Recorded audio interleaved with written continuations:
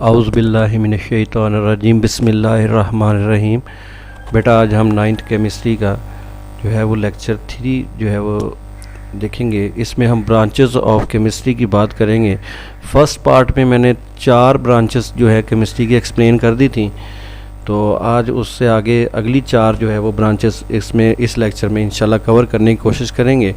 तो 5वीं केमिस्ट्री की जो ब्रांच है वो है इंडस्ट्रियल केमिस्ट्री। बेटा नाम से ज़ाहिर है इंडस्ट्रियल केमिस्ट्री, इसमें हम सनती पैमाने पे केमिकल कंपाउंड की तैयारी का मुशाहदा करते हैं। केमिस्ट्री की वो शाख है जिसमें हम केमिकल कंपाउंड को जो है वो वसी पैमाने पे तैयार करते हैं, सनती तौर पे तैयार करते हैं। उसको इंडस्ट्रियल केमिस्ट्री कहते हैं, इसको उर्दू में सनती कीमिया भी कहते हैं। The branch of chemistry that deals with the manufacturing of chemical compounds on commercial scale is called industrial chemistry. Chemistry की वो शाख जिसमें हम कंपाउंड को जो है वो वसी पैमाने पे, सनती पैमाने पे जो है वो तैयार करते हैं, इसको हम इंडस्ट्रियल केमिस्ट्री कहते हैं। The branch of chemistry that deals with the manufacturing of chemical compound on commercial scale is called industrial chemistry. Chemistry की वो शाख जिसमें हम तजारती पैमाने पर कंपाउंड की तैयारी का मुताला करते हैं। इस केमिस्ट्री की ब्रांच में manufacturing of basic chemical such as oxygen की प्रिपरेशन, क्लोरीन गैस की प्रिपरेशन, अमोनिया NH3 की प्रिपरेशन, कॉस्टिक सोडा NaOH की प्रिपरेशन, नाइट्रिक एसिड HNO3 की तैयारी और सल्फ्यूरिक एसिड की तैयारी वगैरह इसमें शामिल है। इस केमिस्ट्री की ब्रांच से रिलेटेड है ये सारा नॉलेज। इसके अलावा जो है वो ये जो केमिकल्स हम तैयार करते हैं, ऑक्सीजन, क्लोरीन, अमोनिया, इनको मिला के जो दूसरी चीज़ें हम बनाते हैं, मिसाल के तौर पे फर्टिलाइज़र्स हैं, सोप साबुन है, टेक्सटाइल्स है, एग्रीकल्चरल प्रोडक्ट्स हैं, पेंट्स एंड पेपर्स, ये सारी जो मुख्तलिफ आगे सनतें हैं इनमें भी इंडस्ट्रियल केमिस्ट्री ही इन्वॉल्व होती है। तो इस केमिस्ट्री की ब्रांच में हमने क्या मुताला करना है, सिर्फ़ और सिर्फ कंपाउंड का जो है वो सनती पैमाने पे कंपाउंड की तैयारी का शोबा जो है वो इंडस्ट्रियल केमिस्ट्री कहलाता है। उसके बाद 6 नंबर पे आ जाती है न्यूक्लियर केमिस्ट्री। एटम का मेरा बेटा 2 हिस्से होते हैं, एक तो उसका सेंटर जिसको न्यूक्लियस कहते हैं और दूसरा हिस्सा इसका बाहर वाला हिस्सा जहाँ जिसको हम शेल्स कहते हैं। शेल्स में इलेक्ट्रॉन होते हैं और सेंटर में न्यूक्लियस। न्यूक्लियस का मुताला केमिस्ट्री की जिस ब्रांच में करेंगे उसको कहेंगे न्यूक्लियर केमिस्ट्री। अब न्यूक्लियस की कौन कौन सी चीज़ का मुताला करना है, न्यूक्लियस में होने वाले रिएक्शंस, न्यूक्लियर प्रोसेस और रेडियो एक्टिविटी। रेडियो एक्टिविटी क्या होती है, तो आपकारी मुख्तलिफ एलिमेंट्स जो होते हैं, कुछ एलिमेंट ऐसे हैं जिनमें से खुद ब खुद शुआएँ निकलती हैं। 3 किस्म की शुआएँ निकलती हैं, अल्फ़ा, बीटा और गैमा। जिन एलिमेंट में से ये खुद ब खुद शुआएँ निकलती हैं उनको कहते हैं रेडियो एक्टिव एलिमेंट्स, और इस पूरे अमल को रेडियो एक्टिविटी कहते हैं। किसी एलिमेंट से शुआएँ निकलने के अमल को रेडियो एक्टिविटी कहते हैं। न्यूक्लियर प्रोसेस, न्यूक्लियस के अंदर होने वाले प्रोसेस ये 2 तरह के होते हैं, न्यूक्लियर फिशन और nuclear fusion process. Nuclear fission process में जो है वो एक बड़ा न्यूक्लियस टूट के 2 छोटे छोटे न्यूक्लियस में तकसीम हो जाता है और बहुत सारी एनर्जी हम हासिल करते हैं। और न्यूक्लियर फ्यूजन रिएक्शन वो होता है जिसमें हम छोटे छोटे जो है 2 एटम्स को के न्यूक्लियस को मिला के बड़ा एटम बनाते हैं। तो इसके अलावा जो है वो न्यूक्लियर, दोबारा फिर इसको एक्सप्लेन कर लेते हैं डिफाइन को। Nuclear chemistry is the branch of chemistry that deals with the radio activity, nuclear process and properties. Chemistry की वो शाख जिसमें हम रेडियो एक्टिविटी, न्यूक्लियर प्रोसेस और प्रॉपर्टीज़ का मुताला करते हैं उसको हम न्यूक्लियर केमिस्ट्री कहते हैं। इसमें हम एटॉमिक एनर्जी और इसका जो है डेली लाइफ में यूज़, इसके अलावा it has vast application medical treatment, radiotherapy में रेडिएशन इस्तेमाल करके मुख्तलिफ इलाज किए जाते हैं, उसको रेडियोथेरेपी कहते हैं। जैसे जो है वो गुर्दों के अंदर पत्थरी को तोड़ा जाता है शॉम के ज़रिए, ये भी रेडियोथेरेपी कहलाएगा। तो इसी तरह प्रिजर्वेशन ऑफ फूड, खुराक को महफूज करने के लिए, and generation of electrical power through nuclear reactor. Nuclear reactor एक ऐसा आला है जिसकी मदद से हम इलेक्ट्रिसिटी क्रिएट कर सकते हैं, बिजली पैदा कर सकते हैं।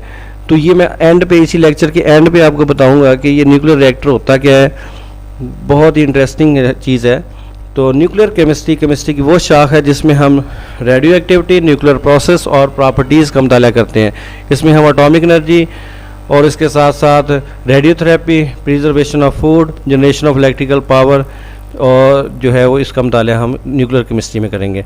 नेक्स्ट जो 7वीं ब्रांच है वो है इन्वायरमेंटल केमिस्ट्री, माहौलियाती कीमिया। इसमें हम अपने माहौल के अज्जा का मुताला करते हैं और इंसानी सरगर्मियों की वजह से माहौल पे जो असरात होते हैं उसका मुताला करते हैं। It is the branch of chemistry in which we study about components of the environment and the effects of human activities on the environment. Chemistry की इस शाख में हम अपनी इन्वायरमेंट के अज्जा और इंसानी सरगर्मियों की वजह से इसके ऊपर जो असरात होते हैं उनका मुताला हम इसमें करते हैं। तो कंपोनेंट्स ऑफ इन्वायरमेंट 4 किस्म के होते हैं। एटमॉस्फेयर फिर आगे जो है वो 4 किस्म के इसके हिस्से होते हैं। तो आप जो है वो स्टेप वाइज इंशाल्लाह ये सारे आपको एक्सप्लेन करूँगा। तो इन्वायरमेंट में आ जाएगा लिथोस्फेयर, बायोस्फेयर, हाइड्रोस्फेयर और एटमॉस्फेयर। तो ये मैं अलहदा से आपको इंशाल्लाह एक्सप्लेन करूँगा। तो जो इन्वायरमेंटल केमिस्ट्री है ये दूसरी ब्रांचेस के साथ ताल्लुक़ है, तमाम ब्रांचेस के साथ ताल्लुक़ है। मिसाल के तौर पे बायोलॉजी, जियोलॉजी ज़मीन के इल्म को कहते हैं, इकोलॉजी इकोसिस्टम जहाँ पे हमारी लिविंग थिंग्स रहती हैं, सॉयल और वाटर, इस मुख्तलिफ साइंस की ब्रांचेस के साथ जो है वो ये रिलेटेड है इन्वायरमेंटल केमिस्ट्री। उसके बाद आखिरी ब्रांच आ जाती है एनालिटिकल केमिस्ट्री। एनालिटिकल केमिस्ट्री जो है is the branch of chemistry that deals with separation and analysis of a sample to identify its components. किसी भी सैम्पल के अंदर जो कंपोनेंट्स होते हैं उनको अलहदा करना और उनका तज्जिया करके ये बताना कि इस किसी कंपाउंड के अंदर क्या क्या है और कितना कितना है, इसको हम कहते हैं एनालिटिकल केमिस्ट्री। केमिस्ट्री की वो शाख जिसमें हम किसी भी सैम्पल के अज्जा को अलहदा करके देखते हैं कि उसमें क्या क्या है और कितना कितना है। जैसे जो है वो लेबॉर्ट्रीज़ में हम अपना ब्लड चेक करवाते हैं कि यूरिक एसिड जो है वो कितना है, तो वो पहले सैंपल लेते हैं, उसमें से अज्जा अलहदा करते हैं और फिर एंड पे मकदार हमें बता देते हैं कि आपके ब्लड के अंदर इतना यूरिक एसिड है। तो ब्लड के अंदर ये बताना कि कोई चीज़ है या नहीं है, इसको हम कहेंगे क्वालिटेटिव एनालिसिस, और कितनी कितनी मकदार में है उसको कहते हैं क्वांटिटेटिव एनालिसिस। ये आगे आ रही है नेक्स्ट। तो एनालिटिकल केमिस्ट्री जो है इसमें हम एनालिसिस का मुताला करते हैं।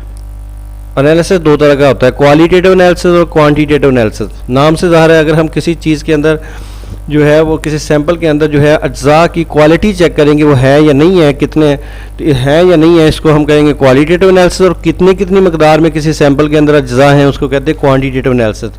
तो देखिए नेक्स्ट, द एनालिसिस